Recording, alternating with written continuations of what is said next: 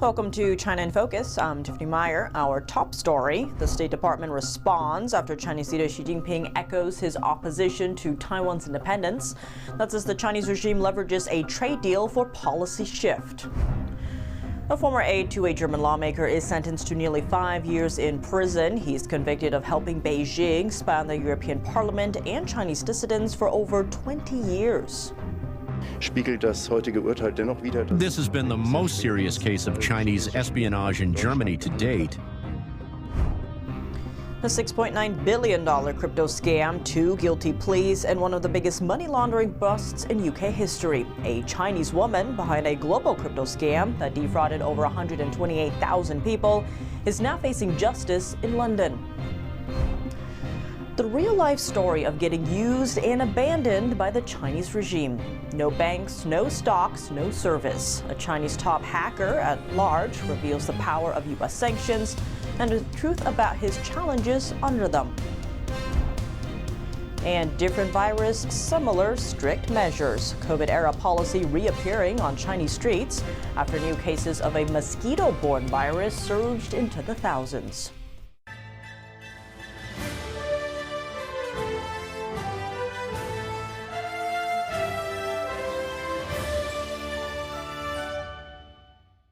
Is Chinese leader Xi Jinping trying to shift Washington's Taiwan policy? Xi stated Tuesday that he's against Taiwanese independence. He made the remark at an event marking the 76th anniversary of the founding of the Chinese regime. This comes after the Wall Street Journal reported that Xi is trying to press President Trump to formally oppose Taiwan's independence, and he may have leverage. That's because Washington is eager to make a trade deal with Beijing. Following the report, Taiwan's foreign ministry confirmed Washington isn't changing its policy on the island. In fact, the United States has already made relevant statements on this point, mainly stating that its position on Taiwan remains unchanged and it opposes any unilateral changes to the status quo. In addition, China's action continues to be the single greatest threat to peace and stability in the Taiwan Strait. The Taiwan Strait separates Taiwan from mainland China. Beijing has been regularly deploying military jets to fly near the island. The Chinese Communist Party sees Taiwan as part of its territory and has vowed to take it under control by force if necessary. That's despite never having ruled it. The U.S. acknowledges Beijing's stance toward Taiwan, but does not endorse it. Washington maintains official relations with Beijing, though it sells weapons to Taiwan so it can defend itself. President Trump has said several times that China won't invade Taiwan while he remains in office. The recent remark from U.S. Commerce Secretary Howard Lutnick has sparked concerns on America's defense commitment to Taiwan. Lutnick suggested that instead of relying on Taiwan to make most of America's advanced semiconductors, Taiwan's microchip production capacity should be split 50-50 between the U.S. and Taiwan. So the idea that I pitched them was, let's get to 50-50. We're producing half, and you're producing half. Taiwan's semiconductor industry is known as the Silicon Shield. The idea is that the microchips that Taiwan makes are so vital for U.S. security that Washington would be compelled to protect the island. Lutnick said his goal is to produce enough microchips here at home to fulfill 40% of U.S. demand by the end of Trump's term. The shift would require $500 billion investment dollars. Analysts say the U.S. wants control over key supply chains, especially the chip industry. But Taiwan plays an important role in geopolitical competition, so the U.S. can't ignore the island's security. To respond to the reports about Washington's Taiwan policy, the U.S. State Department says that the U.S. position on Taiwan has not changed, adding it still adheres to the One China policy, which is based on the Taiwan Relations Act, as well as the 3 U.S.-China joint communiques, and the 6 assurances to Taiwan. All of these exist to safeguard the status quo. The U.S. is closing a loophole that allows China to obtain American technology to advance its own military. The Commerce Department published a new rule on Monday, preventing American companies from exporting technology to subsidiaries of companies that have been blacklisted. In the past, once the U.S. sanctioned a Chinese company and subjected them to export controls, blacklisted companies often went on to open subsidiaries and use those to obtain U.S. technology. The new move aims to close that loophole. Chinese tech giant Huawei has a number of subsidiaries, making it difficult for the U.S. to completely cut off its access to American know-how. Huawei and Chinese semiconductor maker SMIC are among the latest targets. China's Commerce Ministry called the move, quote, extremely malicious. Chris McGuire, a former National Security Council official, called the rule a very needed correction. He added the change will require U.S. exporters to improve their due diligence on their buyers. A top Chinese hacker wanted by the FBI making a confession on social media. He says life has been hard ever since the U.S. government added him to the sanctions list. That's despite him not holding any property or investments outside of China. It's because the Chinese regime can't protect him from U.S. punishments, even though Beijing is his former boss. Zhou Shuai, also known as Coldface, is on the FBI's most wanted list. The Justice Department revealed 3 lawsuits locking onto 12 Chinese nationals earlier in March. The lawsuits accuse them of being involved with Beijing-backed cyber crimes, and Zhou played a lead role in that hacking network. The U.S. government imposed sanctions on him and his conspirators.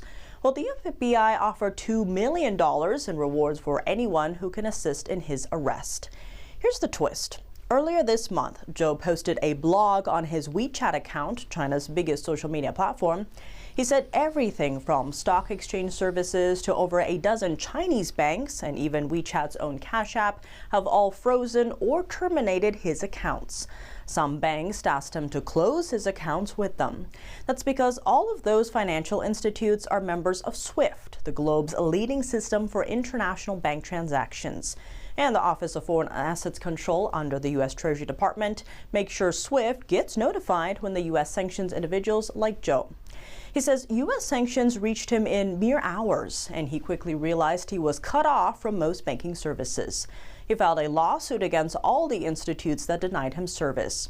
But 6 months later, nothing has changed. Now, even his blog post was scrubbed from the web after overseas media outlets reported on his experience. Tensions between the East and West are heating up. The Chinese Communist Party has been aggressively developing its military and equipment in recent years, posing a global threat. Now, the Trump administration is accelerating military reforms to counter America's greatest adversary. On Tuesday, President Trump addressed the nation's top generals and admirals from around the world in Quantico, Virginia. He says he's putting an end to political correctness in the military. The apparatus of our country was not set up for merit. It was set up for political correctness. And you can never be great if you're going to do that. And we're going to be greater than we ever were before.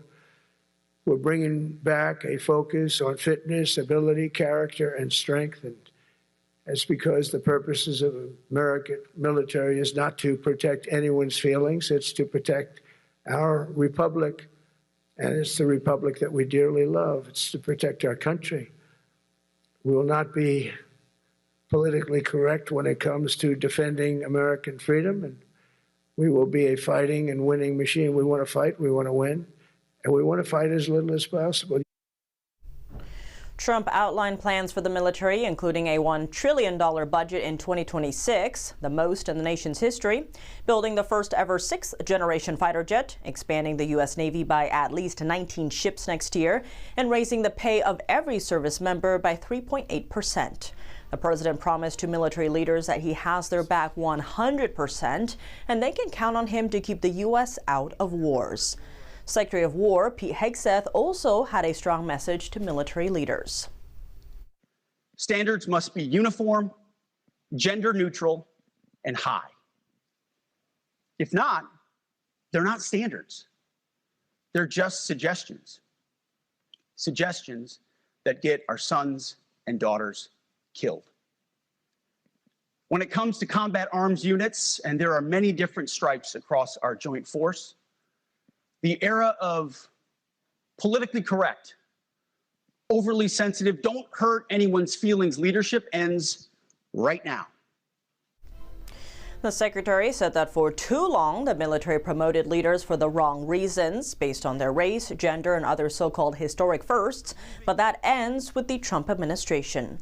Hegseth criticized overweight troops and generals, saying they are unacceptable and create a bad look. He said that from now on, service members will have to meet height and weight requirements and take fitness tests twice a year.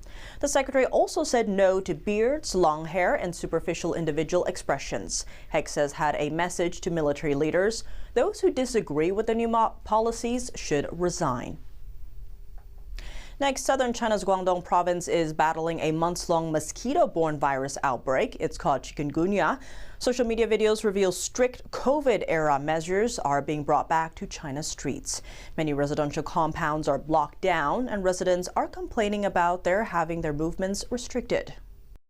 The city of Jiangmen appears to be worst off. Official reports documented over 3,000 new virus cases within a week.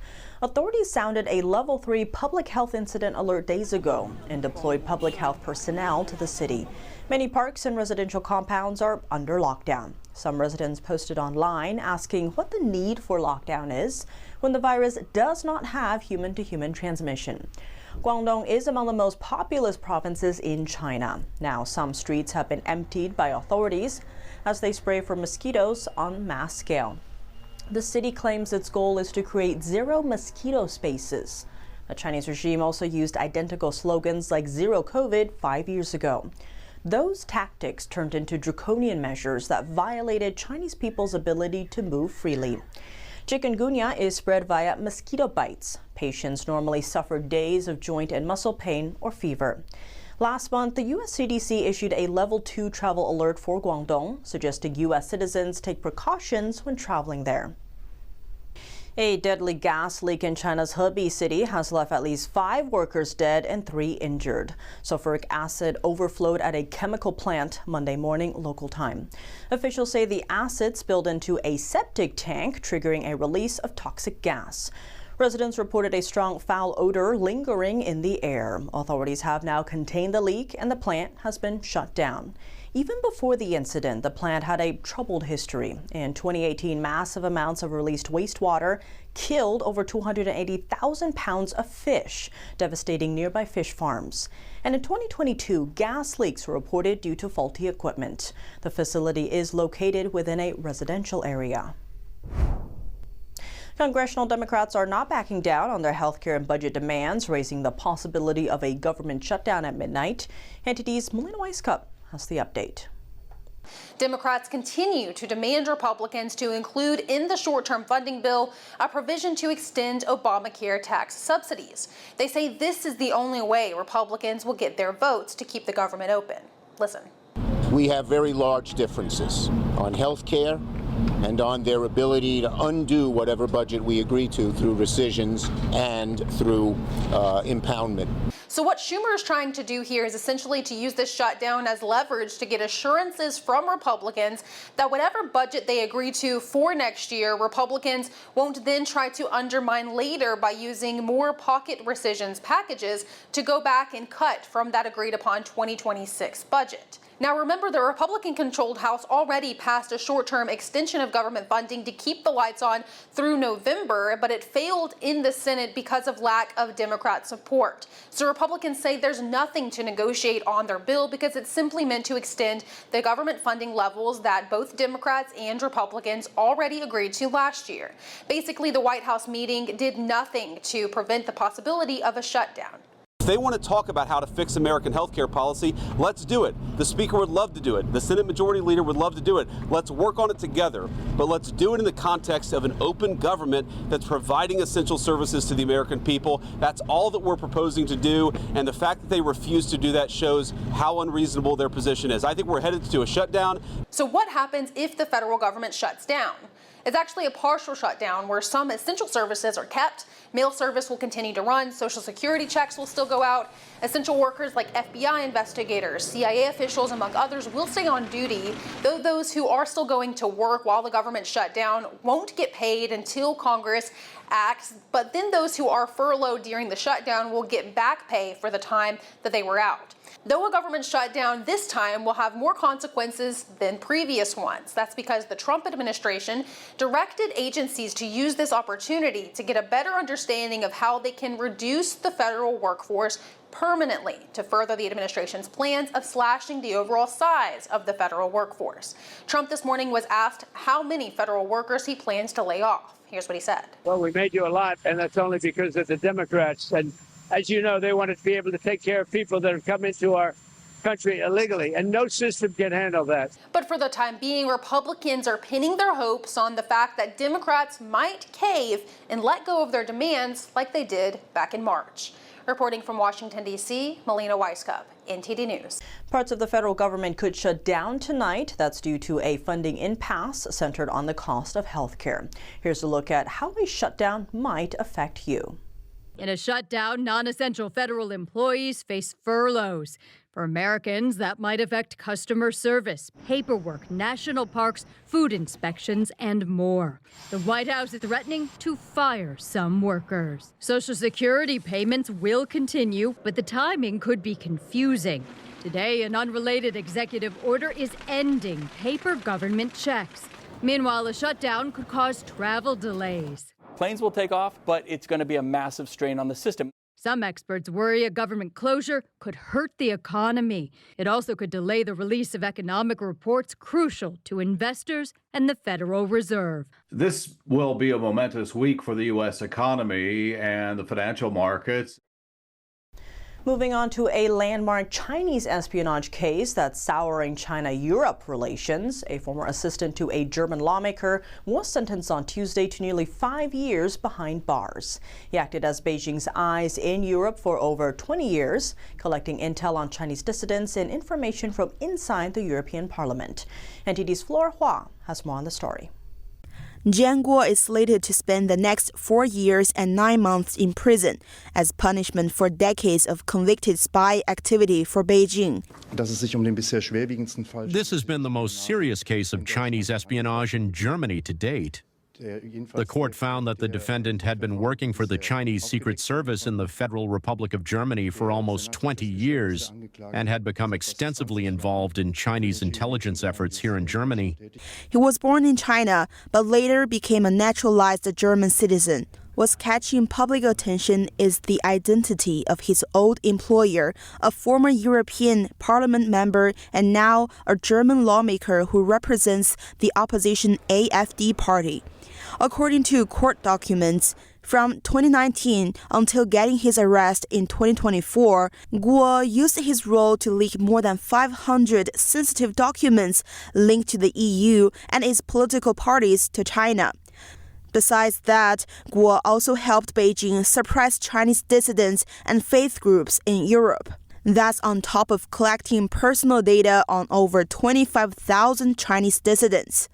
According to the Epoch Times, they floated the idea to push a EU Parliament resolution last year against the spiritual meditation practice Falun Gong.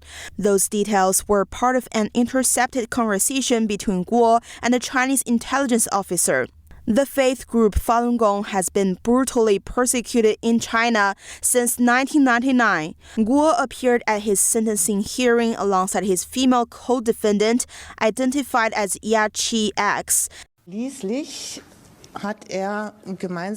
Finally, together with his co-defendant, Ms. X, he collected information about transports and flights departing from Halle Leipzig Airport, in particular those involving military transport, and he also collected and passed on information about individuals working in the arms industry.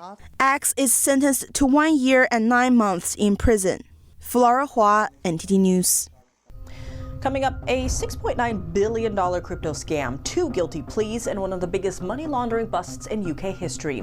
A Chinese woman behind a global crypto scam that defrauded over 128,000 people now faces justice in London.